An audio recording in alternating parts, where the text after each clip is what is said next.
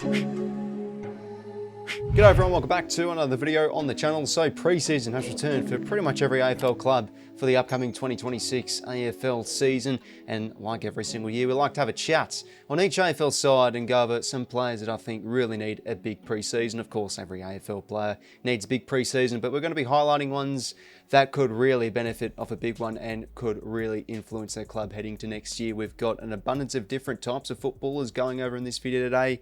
Some might be a bit more of the older players looking to get back to their best or have a career best year, or there might be some more younger tops we'll go over that are on the verge of potentially going to the next level, and a big pre-season, putting on a bit of bulk, improving their conditioning, that could really take them to the next level for 2026. So as always, make sure to leave a like and subscribe if you do go to enjoy today's video, and let's begin. So we start things off with the Adelaide Crows, and it is hard to go past this man when looking at their list. Dan Curtin, could he be on the verge of a massive 2026? He had a breakout year this season in 2025, big-bodied defender that pushed up the ground onto the wing, became a nuisance for his direct opponent, especially in the air. His size, his run, his kicking, all very impressive. Unlucky not to win the Rising Star, but Murphy Reid was fantastic, to be honest, but he wasn't far behind. Come finals time for the Crows, their midfield got really exposed. Dawson was down in September, but he had plenty of mates, to be fair, so they could really benefit with a big-bodied midfielder to come through there. Of course, the other one, Sid Draper, entering into his second year, but Curtin has had a bit more of that AFL exposure, and I do feel with a big pre-season, no doubt he's probably put on a quite a bit of bulk.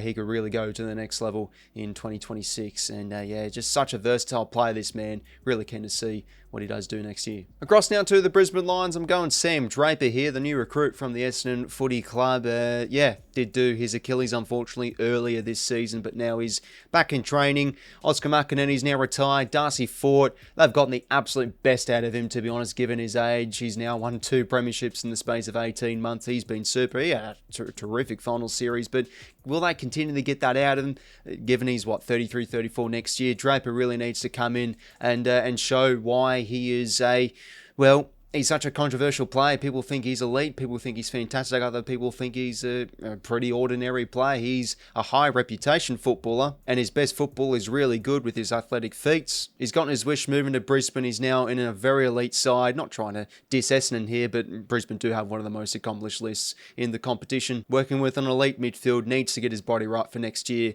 and in a good side, I think he could really blossom if he's going to really knuckle down and have a terrific pre-season, Sam Draper. Across now to the Blues, there are a few younger types I didn't mind the look of here. You can't go past 𝐷𝐿𝐼𝐻 Smith, and of course Cooper Lord, really impressed in the back half of the year, especially played over 20 games, I'm pretty sure. But I just have to go Sam Walsh here, because look, I think in 2024 he was pretty solid, and yeah, this year another slightly injury interrupted season.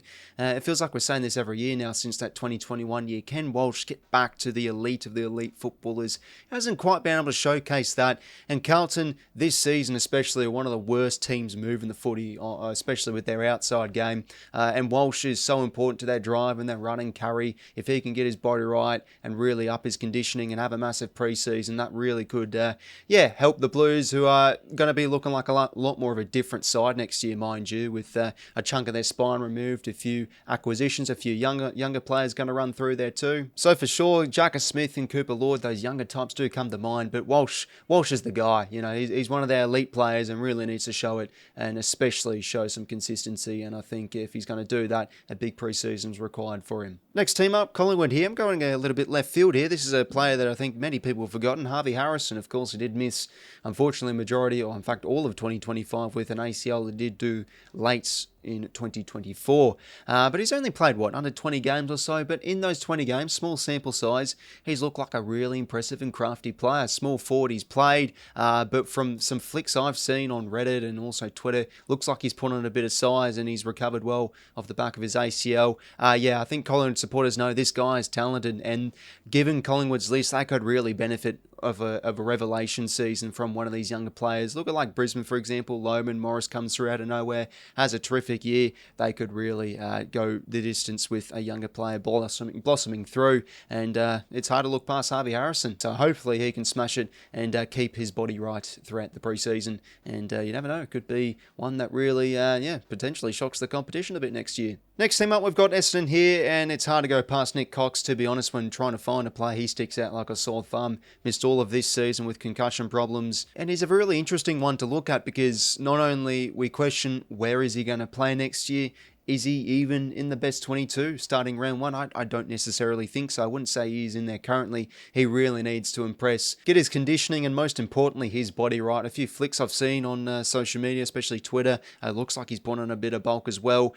Could he be like their 𝐼𝐻𝐿 𝐻𝐿 for this Essendon side? A player that might not necessarily have a preferred position, but impact across the ground, whether it's defence, pinch hitting in the ruck, or also floating across the wing. There's their Swiss Army knife, Nick Cox. He's had a barrage of injuries as of late, and a big preseason. Geez, it could really go well with having one of those heading into 2026, Nick Cox. Moving across to Fremantle now, and I'm going with Sean Darcy here. Another player that came to mind was Nathan O'Driscoll, because he had production-wise a pretty good start to 2025, and then unfortunately his body let him down again, and here's another fairly injury-prone player of Sean Darcy, where, to be fair, he actually had some pretty impactful games for Fremantle in 2025. He was able to pinch hit a little bit forward and kick some clutch goals throughout the games in the second half of the season for the Dockers. Freo always usually run with the two rucks, and we're probably going to see a lot more teams do it heading into 2026 with the sub-rule move, so an extra player on the bench, which does add a bit more flexibility. But when Freo went on their second half surge and won almost every game in the back half of the season, let's remember Darcy and Jackson did pinch into the ruck. Darcy would have the majority of their ruck contests, and you sometimes have Jackson around the footy. Both ruckmen are definitely able to pinch hit forward as well, and it feels like every single year Fremantle cannot get a full season out of this guy. So if Darcy could have at least an uninterrupted preseason, that will really help Fremantle in the early stages of the season. He's an important asset to this Dockers side, no doubt. Sean Darcy needs to have a big preseason in my eyes. Next up for the Cats, I'm going with one of their new recruits, James 𝐻𝐻𝐿, coming across from Hawthorn as a free agent. He's an interesting one, James 𝐻𝐻𝐿. His last, 2 odd seasons has just been pretty solid footy, but nothing crazy. It's not like the heights of his breakout season. What was that, 2019? I think that was when he won Hawthorn's best and fairest. But as I do say, the Cats always seem to get the best out of players. Look at Bailey Smith, that coming across, especially off the back of an ACL. I'm pretty sure I actually put Bailey Smith in this segment last year's video, and it turns out to be one of the best players in the competition. I'm not necessarily saying that's going to happen to James 𝐻𝐻𝐿, but if he can knuckle down, keep his body fit, really improve his craft heading into this preseason, and be one of the most impressive players out there on the track. Think about it, could he be a bit of a dynamic duo alongside Tom Atkins, winning that hard inside ball next season and allowing Bailey Smith and Holmes to roam free on the outside? His best is very good, but also his bad is very bad. So the goal for him is to try and mitigate that and closing the gap, but he's in good hands here at the Cats. They know how to get the best out of many footballers, and I'm sure that James 𝐻𝐻𝐿 can succeed next year, but I feel he's one that needs to have a big preseason especially. Next team up, we've got the Gold Coast Suns, and I think we all know who this is. As you can see on your screens, 𝐼𝐻𝐿𝐻𝐿 𝐻𝐿. He's one of the biggest talking points of 2025, and in the trade period as well, in the end, going to the Gold Coast for just a pick in the 70s, and his contract comes with some technicalities. If he does impress, he will unlock some further deals. So I'm pretty sure it's just a 1-year contract he is on, but if he does anything bad, I'm pretty sure he's sacked from the club. So yeah, he's on thin ice, but from reports, he has a pretty good relationship with Damien Hardwick, so he is in good company, you'd think. Talented players, you all know. 2024 season was outstanding, on the verge of 50 goals, really good goal kicker, terrific overhead. He's a talented player, no doubt, 𝐼𝐻𝐿𝐻𝐿, but needs to put in especially the conditioning work, because he has missed all of this season and you'd think would have lost quite a bit of sharpness in his game. Their key forward stocks are really exciting. Gold Coast, Jed Walter, Ethan Reid, and also Ben King. Could 𝐼𝐻𝐿𝐻𝐿 be another one off the back of a massive preseason to push for selection and show why he was pick one back all those few years ago? So yeah, 𝐼𝐻𝐿𝐻𝐿 for the Suns. Next team up, we've got the Giants. We are going with another recruit here. It is Clayton Oliver. He is, pretty much the clear-cut one here for the GWS, the star midfielder, or is he a star midfielder of the past? Because his last 18 months have been fairly disappointing for the Ds, and now a fresh chapter up north at Greater Western Sydney. Is his best football behind him? Well, who knows? He had some very solid games across the last 2 seasons for Melbourne, but at the same time, he had some awful games and really lethargic performances. As we all know, he's had off-the-field issues, and I feel like out of that Melbourne bubble now, up in a new environment, that could really benefit him well to knuckle down, get his body right, and up his conditioning heading into 2026. Giants midfield as well, very hot and cold, so a fit and firing Clayton Oliver could really take that midfield to the next level should he have a big preseason heading into 2026. Next team up, we're going with Hawthorn here. A pretty vanilla selection. It simply has to go to 𝐼𝐻𝐿𝐷 here. He only played 5 odd games in 2025, and credit to Hawthorn, they ended up making a prelim without arguably their most important player and their most dynamic midfielder. Underrated on winning the ball on the inside, but his lateral movement, his smooth moving ability, his lovely kicking and his impact with disposal. Yeah, he's a quality player 𝐼𝐻𝐿𝐷, and they simply need this guy out there on the park. A few of those younger mids do come to mind for Hawthorn. Cam Mackenzie, he's been in and out of the side. Josh Ward, to be fair, I'd say had a career best year. Could he maybe go to the next level? But it's clear as day for me, excuse the pun, it's got to be 𝐼𝐻𝐿𝐷 for the most clear-cut selection here on who really needs to have a big preseason over at the Hawks. Next team up, we've got Melbourne here, and I'm going with a bit more of a left field selection. I've picked Daniel Turner for a guy that could really benefit off a massive preseason. Their defence looking a bit leaky, especially across the span of 2025. Melbourne, Stephen May really getting on with age, Jack Lever got dropped, so heading into next year, they probably are still going to be in the best 22, and of course you've got Petty back there as well, but Turner now is looking like that third tall intercepting guy. He moved into defence halfway through this season, and that's a pretty influential game. He's not a bad player reading the ball in the air and taking some nice intercepting clunks. He's 24 next year, so starting to enter into that mid-20s range where you start to put on a bit more bulk. That's probably one of the biggest areas, I think, especially given the position he is a key defender, to really improve his physicality and have a big season, a big off-season on the track heading into next year. Moving on to North Melbourne, and I'm going with George Wardlaw here. Again, another fairly clear-cut selection.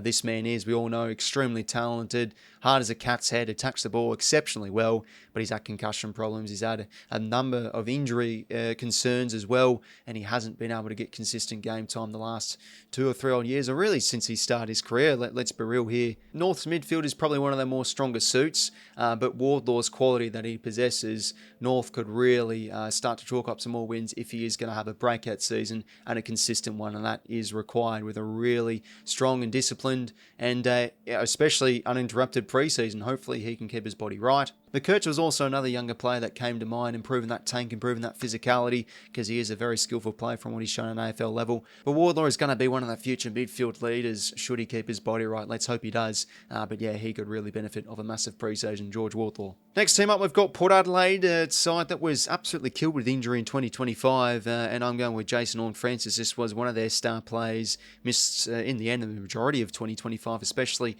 the second half of this season. Had some games where he had to come off, and yeah, the soft tissue problems keep on piling up for him, unfortunately. But let's not get things twisted here. Some of his games last year, or should I say now this season, because we're still in 2025, was outstanding. His burst, his impact up forward. He's a quality player, no doubt, Jason Horne-Francis, and this is why he needs to have at least an uninterrupted pre-season. Get the body in good order, up his conditioning, and hopefully no more soft tissue problems. And also, I do want to talk about some of the younger wingmen for Port Adelaide. Jace Burgon was a player that impressed in the back half of 2024. I thought he's a bit underwhelming in 2025. And you've got Christian Moraes, the new recruit, of course, of 𝐻𝐿𝐷, Will Lorenz as well. A few of those younger wing types now with Boat gone. I feel like those crop of players could really do with a massive preseason, because yeah, Port Adelaide's outside game was a bit concerning in their ball movement, so that requires good wingmen, players like those younger types mentioned. If they were to have a massive preseason, that could impact really well in 2026. But the main guy, of course, Jason Horne-Francis, hard to go past him.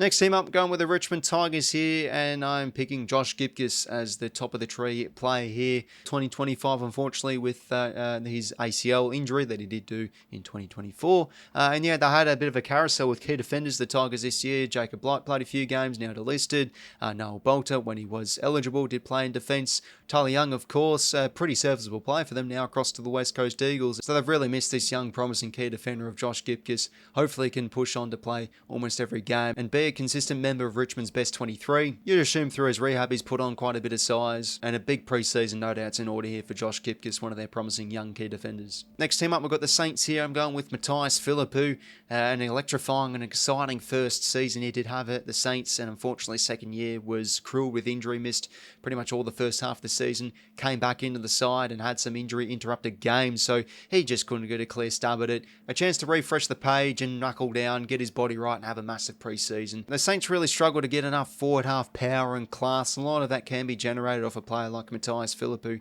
entering into his third year now, so you'd expect him to have put on quite a bit of bulk. An uninterrupted pre-season definitely could take 𝐻𝐻 a long way heading into 2026. Dynamic play, and that's what the Saints really need heading into next season. So 𝐻𝐼𝐻 is my clear-cut selection who needs to have a big pre-season across at the Saints. Next team up, I'm going with the Sydney Swans here, and it's hard to go past Callum Mills, the skipper for the Swans.